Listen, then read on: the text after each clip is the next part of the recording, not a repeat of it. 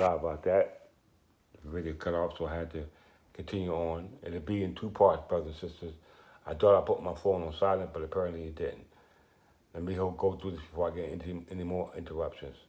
So it says the birth certificate required information furnished. The name of the father should be included on the record of birth and child of unmarried parents only if the father and mother have signed a voluntary acknowledgement of paternity or a court or administrative agency of competent jurisdiction has issued adjudication of paternity. This is according to what? Section 29. Section 29, which says that the birth certificate must be in lieu of Section 24C, which we're about to read now in regards to the certificate of parents, which in regards to the parents signing it either by witness or notary, or by way of somebody witnessing it, and it's being supported by way of an affidavit. So by way in lieu of the rules governed under Section 24 of Chapter 8, Title 26, which is governed by the State Register. It says Section 24, duties are responsible to the State Register. Section B, have supervisory powers over local registers, deputy local registers, alternate deputy local registers, and sub-registers, and the enforcement of the law relative to the disposal of dead bodies and the registration of vital records. Now it says dead bodies. It didn't say live births, it said dead bodies under 24C. So now we're about to read 24C. Section 24C, we just read Section B. This is what C says. Prepare it, print, and supply it to all registers upon request. Therefore, all blanks and forms used in registering the records required by said law and provided for and prescribed the use of the NJEDRS number of the blanks or methods of registration should be used. No other blanks or methods of registration should be used than those supplied or approved by the State Register under the method of NJEDRS. Anyone of y'all know what that is? No, you don't. Let's read. Title 26, Chapter 8, Section 1 is the definitions and the terms that are used within this section of this chapter of this title. Title 26, Section 8:1, using this chapter, vital statistics, means statistics concerning birth, you see that? Death, fetal death, marriage, civil unions, domestic partnerships established pursuant to Public Law 2003 under code or title of the Reserve Statutes, Title 26, Section 8A1 at large. It says vital statistics means statistics, which is what? A survey, which means you ask them to oversee in regards to the inquiry that they made based off you filling it out, which gives consent. Hold on for 1 second, brothers and sisters.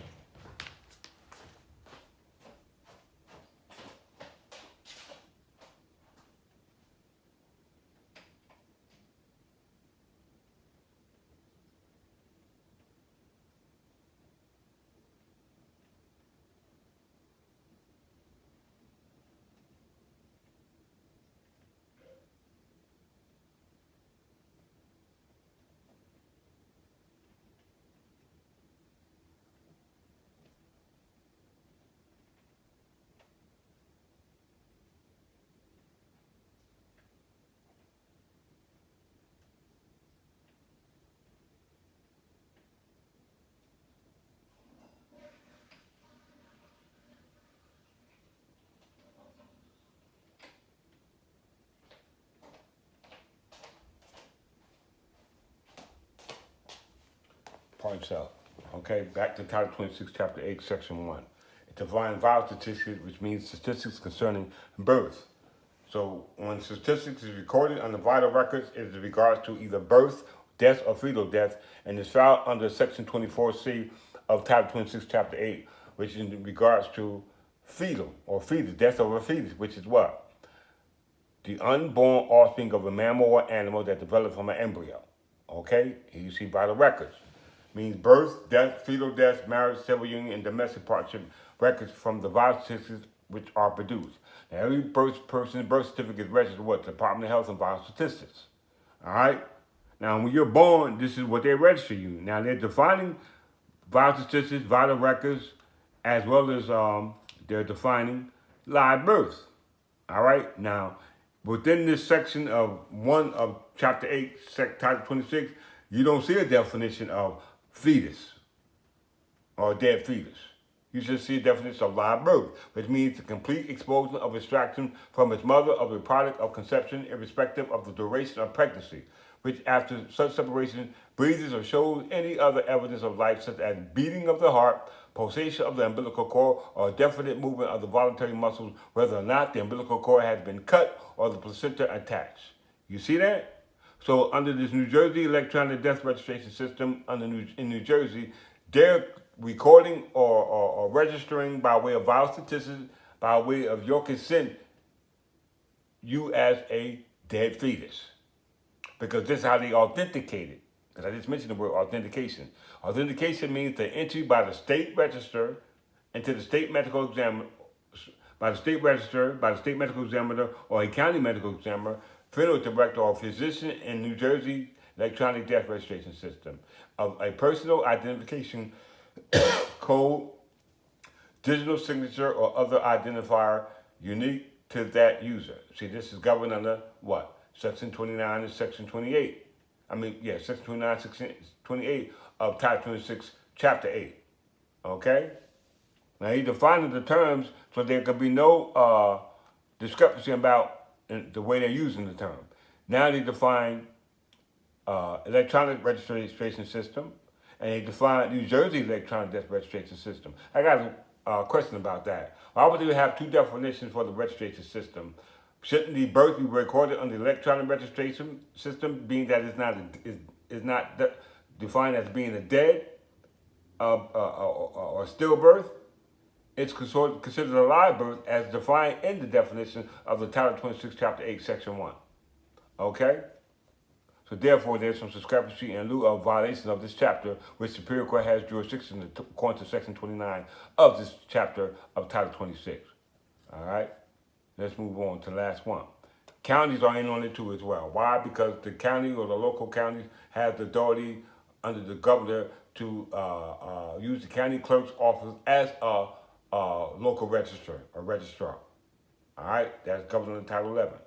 Also, they're governed under Title 3B, Section 1 through 9, in regards to the effects of fraud and evasion of not letting us dissolve these state we're in and claim our estate by way of what was done by the Department of Health and Vital Statistics. Right? Because it says whenever, under Title 3B, Section 1, dash 9, whenever fraud has been perpetrated in connection with any proceeding or in any statement filed under this title, or if fraud is used to avoid or circumvent the provisions or purpose of this title, any person injured thereby may obtain appropriate relief against the perpetrators of the fraud or restitution from any person. Any proceeding must be commenced within 2 years after discovery of the fraud, but no proceedings may be brought against one not a perpetrator of the fraud later than 5 years after the time of commission of the fraud. This section, however, has no bearing on remedies related to fraud practice on a descendant during his lifetime, which affects the succession of his estate. Do you hear that?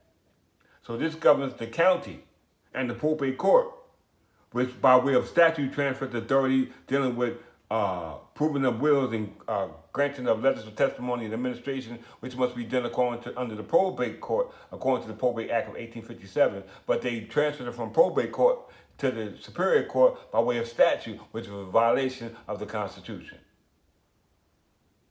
Okay? So the reason, by way of this effect and fraud and evasion, by way of their obligation as bona fide signatories to obey their office, now you have authority under Title 3B, colon 2-5, to bring this matter before the Superior Court, which is the royal court governed under the jurisdiction of the Constitution of 1776, governed under the the council, under the Provincial Council, under the Provincial Congress, now called New Jersey Legislative Congress. All right? This is how you got to split it, brothers and sisters, off the dome.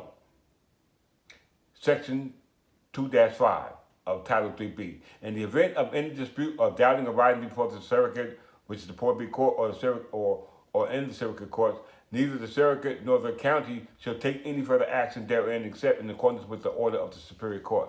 Did you hear that? Section 3B, Section Title 3B, Section 2-4. Proceedings in the Superior Court in order to so called. The Superior Court in any proceeding by or against fiduciaries or other persons may proceed in a summary manner. You hear that? Title 3B, colon 2-3. Jurisdiction of Superior Court over circuit proceedings. Superior Court shall have jurisdiction to hear and determine disputes of doubting arising before the circuit or in the circuit court of a county, to review any order, determination, or judgment of the circuit or the circuit court of a county. Did you hear that? So according to the Title 3B of sections 2-5, 2-4, 2-3, and 2-1, which we're going to read now in regards to Superior Court having jurisdiction in regards to violations of this section, in regards to fiduciary duties and obligations, in regards to probate matters. Okay, here is section 2-2. We just read 2-3. All right, this is 2-2 of Title 3B. General authority of Superior Court as to probate matters. Superior Court shall have full authority to hear and determine all controversies respecting the wills, trusts, and estates, and full authority over the accounts of fiduciaries, and also authority over all other matters and things as are submitted to its determination under this title. Okay? So fiduciaries deal with letters of administrations being done under the probate court, which is a violation because they're declaring you incompetent or dead or wards of the state to not deal with your own estate, which you should be what they call the executive or guardian of your own estate, called Sestouque. The Sestouque French is for he who's alive. There go that French again. All right. Section 2-1 of Title 3B. Jurisdiction of the Superior Court not affected. The provisions of this title are not intended and should not be so construed as in any way to affect, impair, or limit the original general jurisdiction of the Superior Court given to it by its Constitution. Okay? And the last section, Section 3-7 of Title 3B of Revised Statutes of New Jersey. Probates of wills and grantings of letters, which granting of letters of executor and guardian of my estate is what I requested, but they did not want to grant that. Why? Because they wanted to grant a letter of administration, which they do with all estates under the so-called people declared dead, by way of them being registered under New Jersey electronic death registration system, by way of you being declared dead, by way of you being fetus, which is what? Unborn offspring of an animal or mammal that evolved or came from what? An embryo. All right? So, under probate of wills and grants of letters, the circuit court or probate court of the several counties or the Superior Court may take deposition to wills, admits the same to probate, and grant their own letters of testamentary or letters of administration, whichever your preference. Okay, so there you have it. This is my applicable revised statutes of New Jersey revised statutes governing the defendants, New Jersey Department of Health and Vital Statistics, and probate court in Middlesex County, in lieu of them still in out of state, as them showing them or declaring themselves Anglo-Saxon descendants, which is a criminal act. This is why under the census you're not listed. So therefore, if anybody have any discrepancy in regards to this, then you need to know your history and go back to your own calendar, which is actually the year 2970 under Julian or Berber, and not April 24th, 2020 under Gregorian, which was the calendar created by Pope Gregory the 15th, Pope Gregory the 15th at 1852. Okay? Pope Gregory the 13th in 1852. And there is my John Hancock. All right? When I signed it and submitted it, sent a certified mail return receipt to the Superior Court, Royal Court of Middlesex County, Shire, that exists within what we call Jersey, or Berwick of Jersey, under the jurisdiction of Provincial Council, under the Church of England, governed under the House of Plantation, under the King Godfrey V, Count of Anjou. And with that, I say, peace.